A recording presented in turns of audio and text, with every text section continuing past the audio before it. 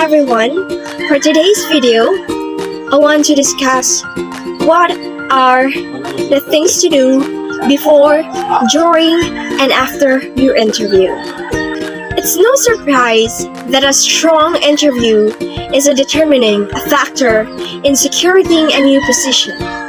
The more prepared you are, the more confident you will be, resulting in a better outcome.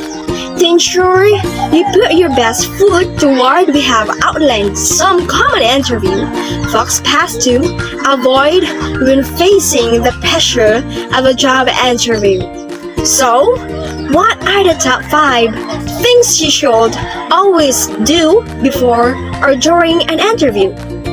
The night before your interview, read through your notes, resume, cover letter, job description, company or industry summaries one last time.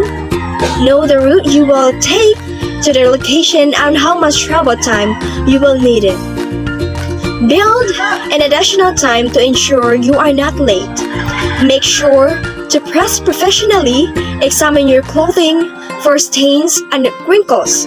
Look for scuff on your shoes. Have the following items prepared: multiple copies of your resume, 3 to 4 professional preferences.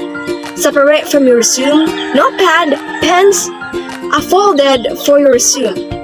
You're ready. Get a good night. Let's sleep to ensure that you're at your best on the day of the interview.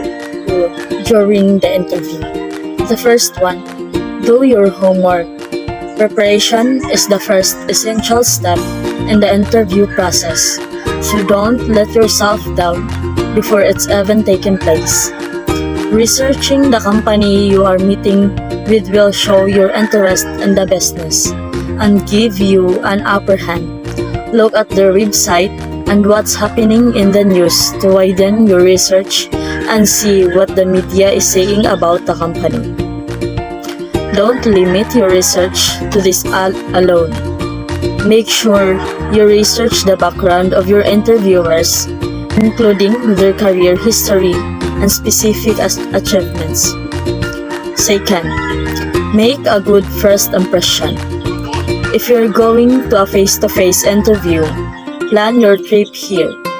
Do a trial run if it is at an unfamiliar location, and arrive a few minutes early for the interview. Late arrival for a job interview is inexcusable. Bring your CV and ensure you know the dates and its specifics so you can confidently talk through your CV and give examples. For a video interview, minimize technical issues by testing your video tool the day before your interview. On the day of your interview, ensure you are set up and ready to go at least 15 minutes before your scheduled time, in a quiet and comfortable place. You won't have the luxury of being able to offer a firm handshake or make eye contact with your interviewer. So the best alternative is for you to smile confidently and appear interested and engaged. Looking the part is also important, and you can rarely go wrong wearing a well-fitting suit.